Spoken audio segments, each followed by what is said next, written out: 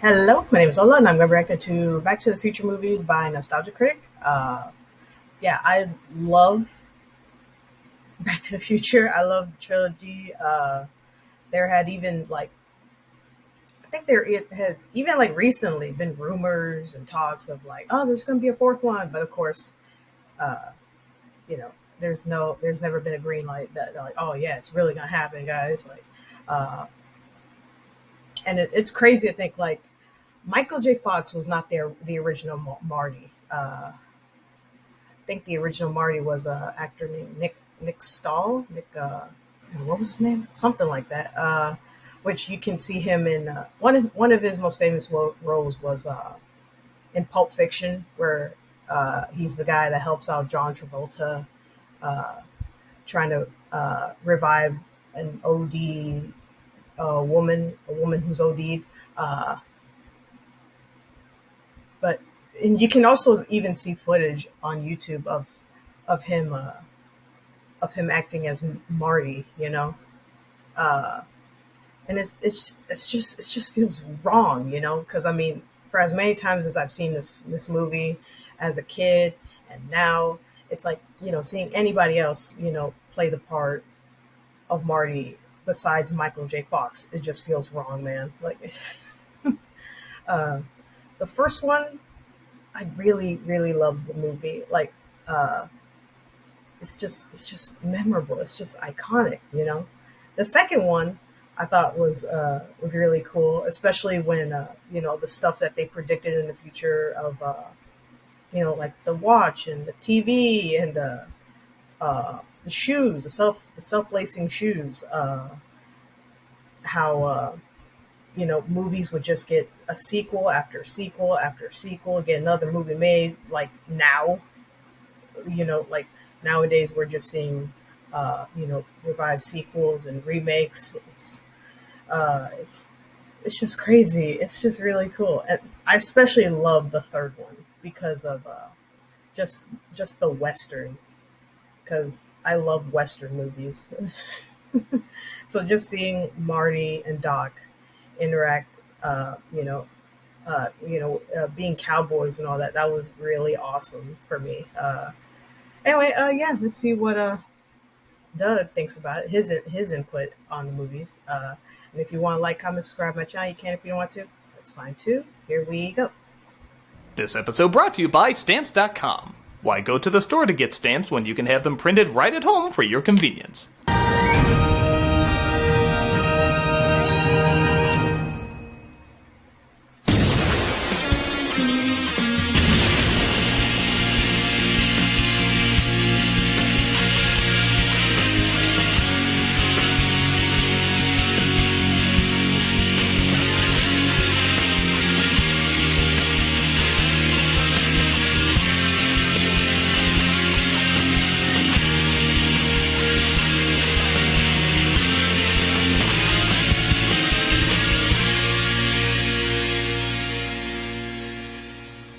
Hello, I'm the Nostalgia Critic. Is there any critic that hasn't talked about these movies yet? I don't Robert think so. Zemeckis' Back to the Future movies are a series of films people have asked me to talk about for a while, and I just didn't see the point. Everyone has talked about these flicks, usually in the highest praise. And there's tons of videos pointing out all the little details in the background, foreground, setups, payoffs. People love to dissect these movies, and rightfully so. So what could I add that would be unique to this? But then the more I thought about it, there was a different way I saw these movies. Well, growing up, I always liked these movies, but I didn't love them. And I was curious why other people did. Don't get me wrong, I do see it now, but these movies, particularly the first one, were on such a high pedestal and praised so much, I was kind of surprised it gave me exactly what I thought I was gonna get. It's a time travel movie about messing up the past, trying to fix it, and simultaneously trying to get back home. It was done well with a lot of charm, but nothing surprised me about it. It felt like something I saw in a lot of Saturday morning cartoons of the time. But it hit me, it was in a lot of Saturday morning cartoons of the time because they were inspired by it. Hell, they just cut the middleman and they made a Saturday morning cartoon out of it. Yep. And I can only imagine Back to the Future, both as a standalone film and as a trilogy, have had an even bigger impact over the years in our media. Jesus, even their parodies have become incredibly Yep. influential. Rick and So I guess I Morty. wanted to get the point of view as someone who kinda had to be reintroduced to the idea after being raised on the watered-down versions.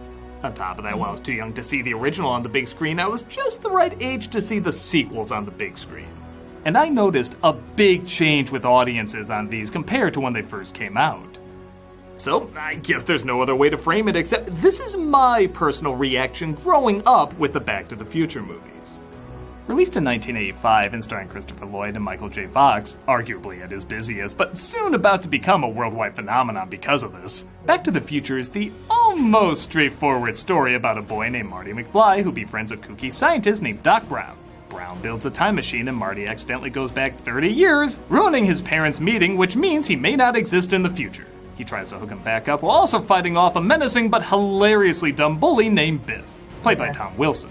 Now I say almost straightforward because, as a lot of people pointed out, it is a little weird a grown man hanging out with a high school boy at the time. As I mentioned, a lot of Rick and Morty setup is playing off of why the hell a genius scientist would do this. That show plays it off as he uses the boy as a pawn. Other theories, we're not going to go into if I still want this to be monetized.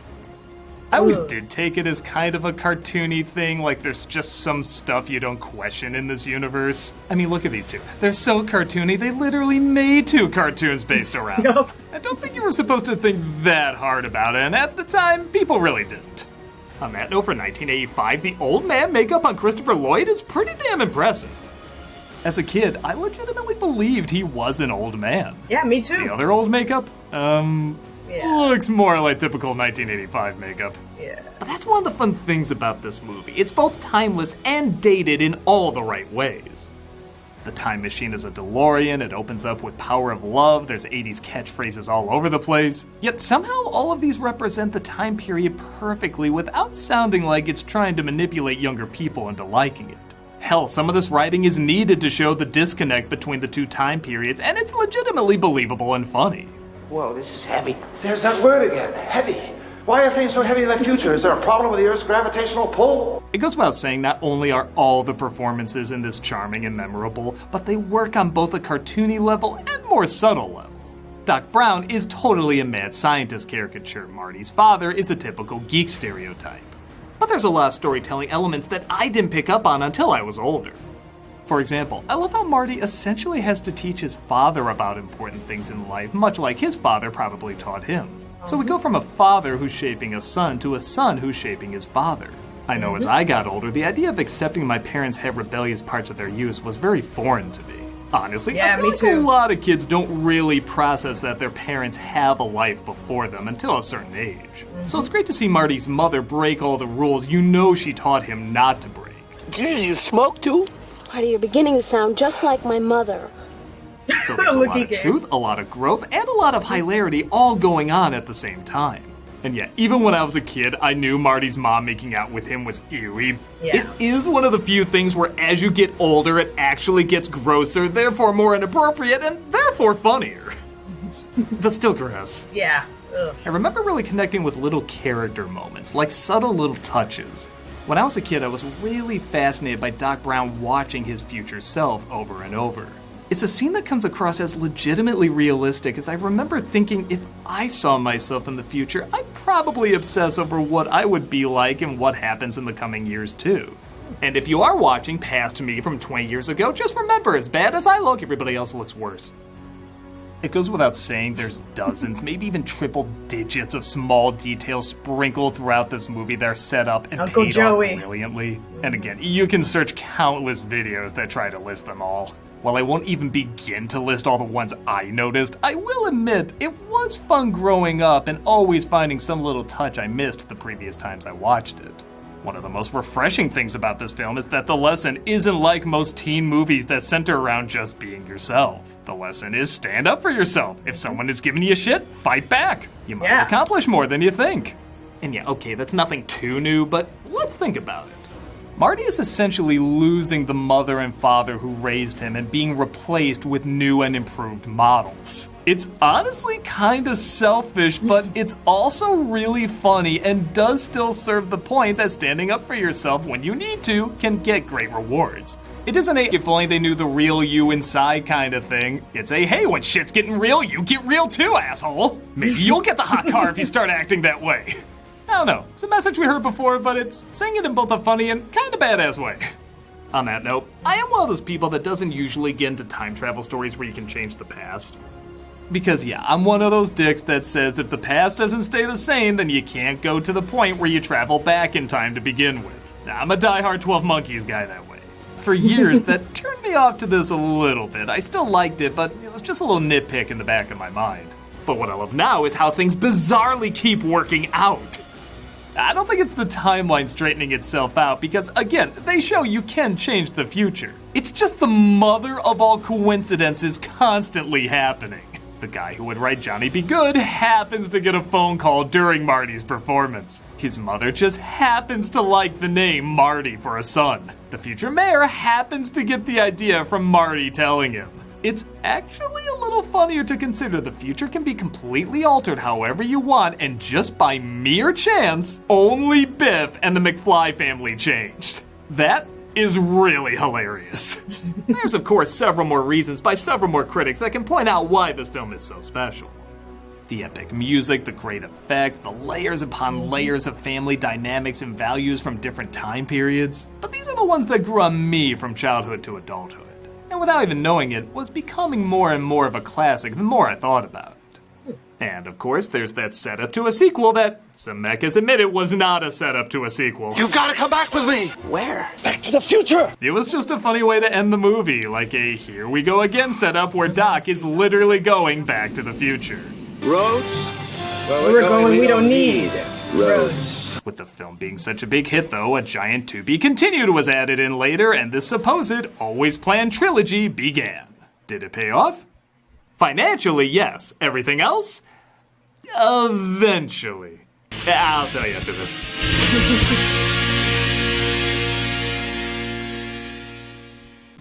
Yeah, honestly, my list, it's like the first one, the best one.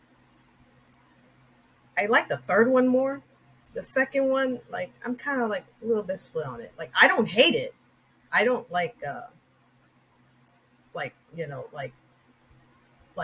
I don't dislike it to where like, oh, I never want to see this movie again. It's just like, I could see it again. I enjoy it. I like it, but I don't feel for it the way how I do the first and third movie, if that makes any sense. But yeah, like I still enjoy it. It's pretty cool.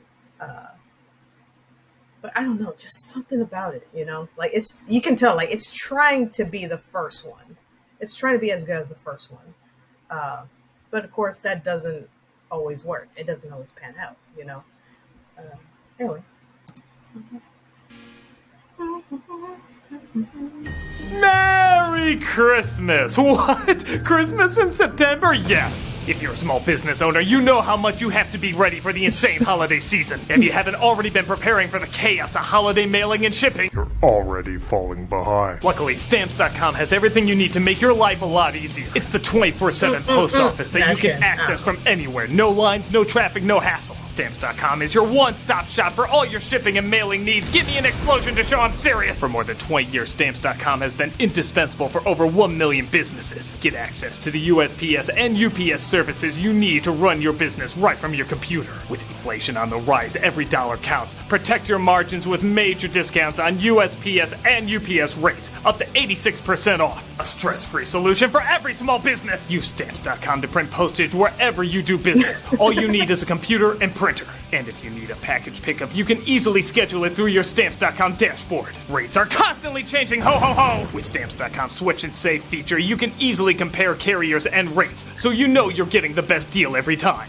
And if you're running an online store, Stamps.com works seamlessly with all major shopping carts and marketplaces. Get ahead of the holiday chaos this year. Get started with Stamps.com today. Santa! Sign up at Stamps.com/nostalgia for a special offer that includes a 4-week trial, plus free postage and a free digital scale. No long-term commitments or contracts. Just go to Stamps.com/nostalgia. Happy holidays. What's he doing?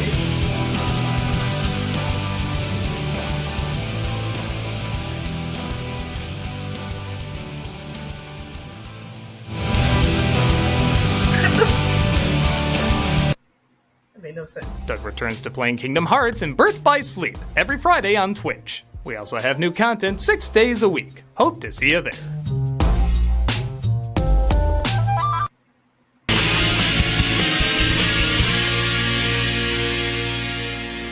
In 1989, after the smash hit of the original, Back to the Future Part 2 was released, and man, talk about a film everybody changed their minds about, because when this first came out, I didn't know anyone that liked it. Not that I knew anyone that hated it either, but the response was usually the same. It was underwhelming. A lot of what you would expect from a Here We Go Again sequel coming off the heels of a critical and audience-pleasing phenomenon.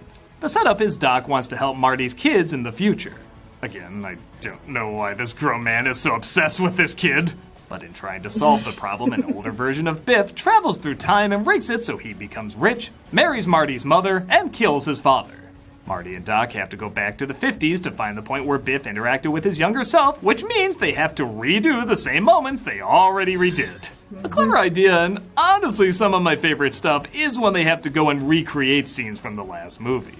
There is something impressively expensive yet also cheap about a Here We Go Again story, using time travel to literally do the exact same thing again.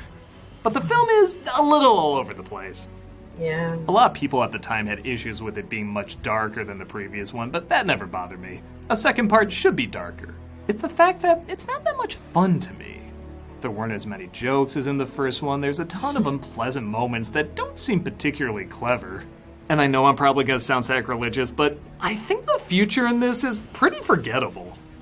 And yeah, I know, make whatever 2015 wasn't like that joke you want, but even when this future was decades away, I still thought it was pretty boring. It's just all the generic future stuff you would expect. Flying cars, holograms, weird fashions. There's only 2 things that really stand out to me about this future, and I guess it does to everyone else because I constantly keep seeing them at conventions. One is Marty's clothes. Those shoes and that hat are pretty fun. And the other is the hoverboard. Yes, I will concede the hoverboard is absolutely amazing. It's a cool idea. It looks great. It's a surprisingly good effect. How can anyone not love this thing, and how do we live in a future where we don't have this yet? Screw the flying cars, get the flying board figured out, and the cars will follow. There's also a little bit of a show-off factor in this movie when it comes to the effects, which sometimes works in a Zemeckis film, but other times comes across as awkward. The makeup, again, just isn't that great. Even in 1989, come on, Amadeus won an Oscar for age makeup in 1984. You couldn't do better than this? It also tries to do a lot of split-screen effects that are certainly ambitious, but again, looks like they're trying to show off their budget. They were impressive for the time, but maybe because every other scene is an over-the-top effect, it comes across as more distracting. Poor Tom Wilson here is overacting like a lot of actors do when they try to play against themselves. And this is with a purposeful, over-the-top performance already. Trying to distract from the effect, but ironically drawing more attention to it.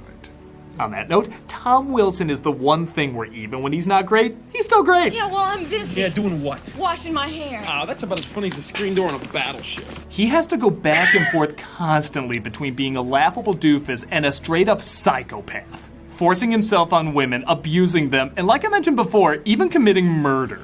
The tones are all over the place, but he always delivers, clearly giving what the director wants. Even if what the director wants is an awkward as hell line like, I'm gonna marry you someday, Lorraine! Someday you'll be my wife!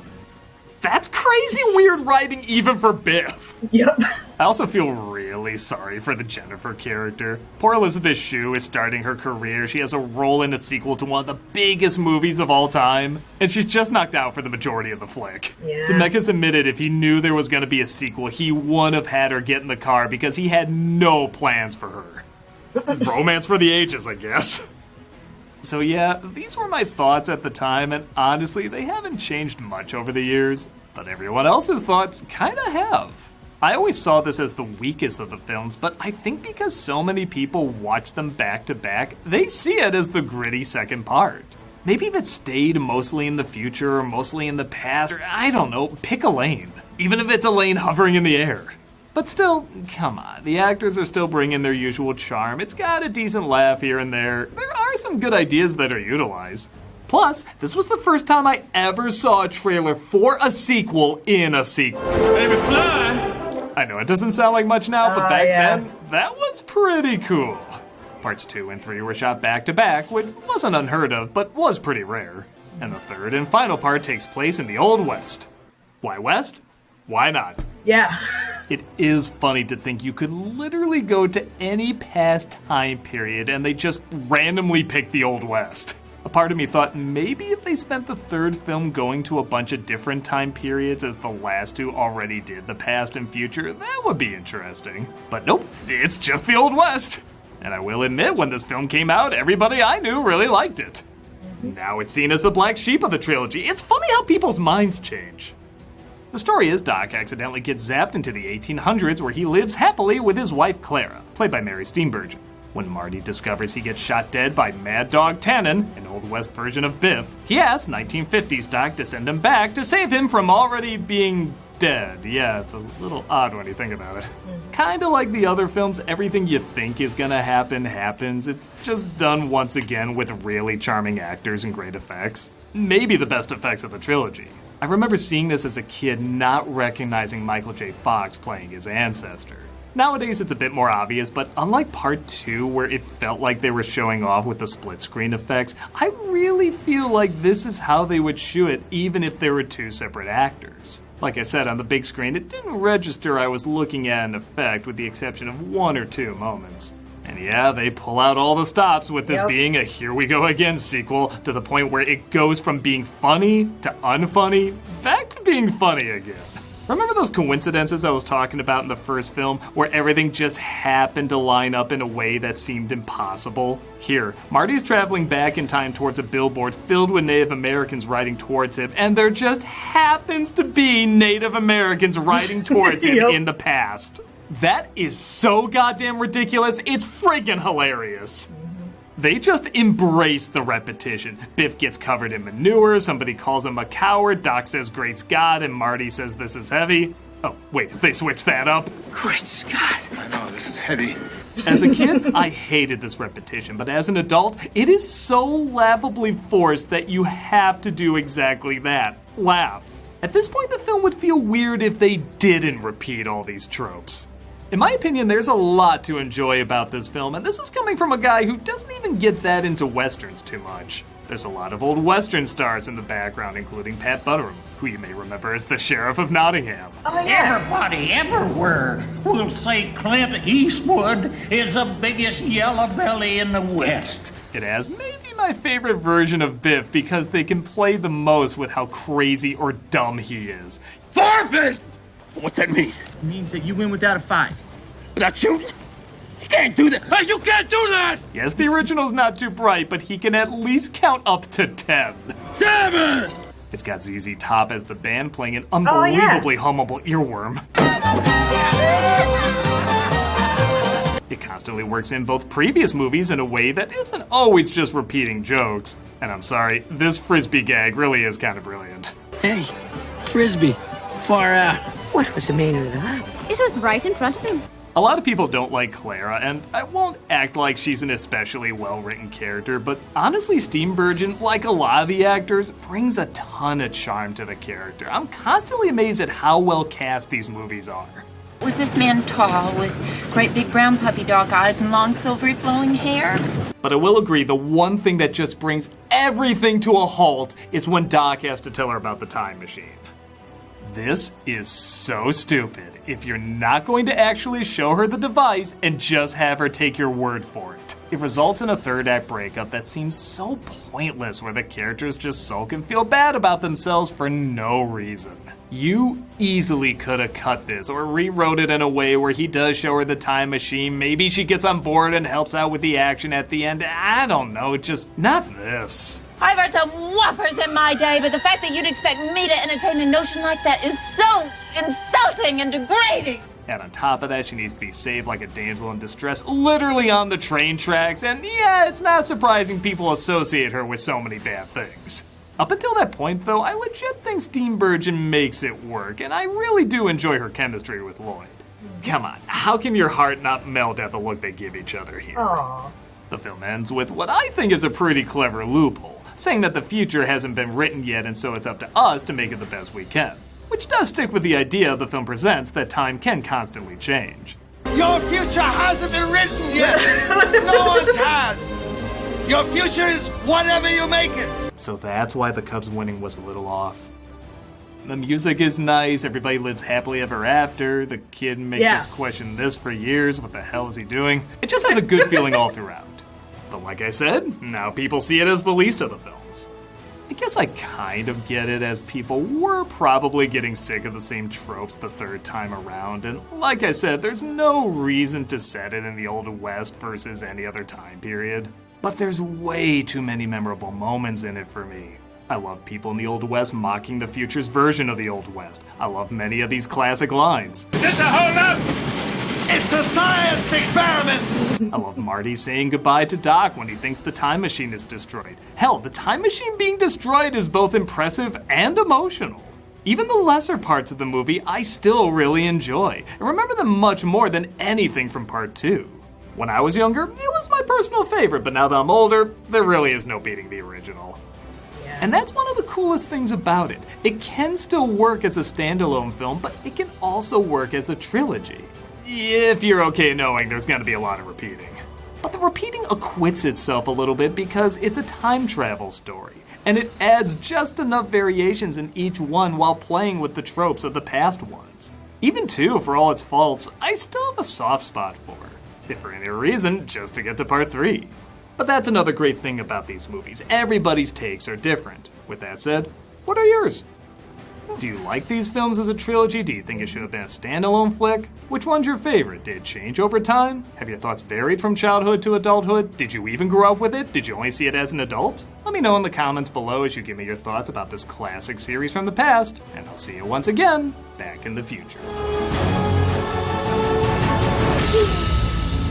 I'm the Nostalgia Critic guy, remember it, so you don't have to. Great Scott. I know, No, this is heavy. Yeah, I love the movies. Yeah, and I know that. In Part 2, one of the kids on the arcade game was Elijah Wood. One of them is Elijah Wood. First time I saw Back to the Future 2 as a kid, I did not notice till years later somebody pointed it out. I was like, no way. Then I looked back and I was like, oh my god, that is young Elijah Wood. Holy crap, what? Yeah, I always thought that was weird, man. In Part 3, that little kid, he's doing that and pointing at his crotch. I was like, what? Yeah, and that part where those guys chase after Marty and they pull out the noose and they're trying to hang him. That stunt actually almost killed Michael J. Fox, man. Like something went wrong and he ended up actually being hung. And like, oh my god, that had to have been terrifying for him. Like, Jesus Christ. I was like, oh my god, that's scary, yo. Because it's like, you're putting all your faith into all these people, the stunt choreographers, the director, and you just hope and pray that, like, oh my god, hope nothing goes wrong. I hope I do not die. And then it comes almost close to that, and you're like, oh my god, what have I gotten myself into? Yeah, I really like the West, like I said. I really like these movies. I like the movies then. I still like them now. Of course, one of them not as much as the rest of them. But I still appreciate these movies. And yeah, like their movies, they have been referenced over and over in other medias, movies, TV shows. I really did like that part where Marty's, he's just gone to the past and he's just chilling in that diner, and then all of a sudden somebody yells out his last name. He looks up, and then the guy next to him looks up, and then start to realize that, oh my god, that's his dad. I was like, what? I was like, oh my god. Like, it makes you like think like, man, what if I was in that situation? Like meeting your younger your parents as they were younger, when they were around your age, probably even younger. You're like, what? Yeah, and as a kid, you don't ever think that like, and even maybe when you're a little bit older, you don't ever think that like, oh, your parents had life. They were young once too. They were young. Maybe they were kind of rebellious. Maybe they went to parties. Maybe they committed some crimes. Uh, because because for the longest time you just see them as mom and dad. People. These two people that take care of you. They love you. They go back and forth. To work and back home to you and take care of you, love you, and all that. Uh, but it's like, yeah, as you start to get older, yeah, you realize that like, yeah, they're people. Like like there was a time when when you didn't exist, back when they could do, when they had the freedom, they could do anything they wanted to. They had dreams. uh, but of course, you know uh, kids tend to change that. Most of the time for the better. I hope for the better. Anyway, like I said, I love these movies. uh, I still enjoy them. Uh, let me know what you think. If you like them, if you don't, or if you haven't seen them yet, you're thinking about checking them out. Anyway, yeah, that's it. That's my reaction to Back to the Future movies by Nostalgia Critic. Everyone, take care of yourselves and each other, and I'll see you in the next one. Bye.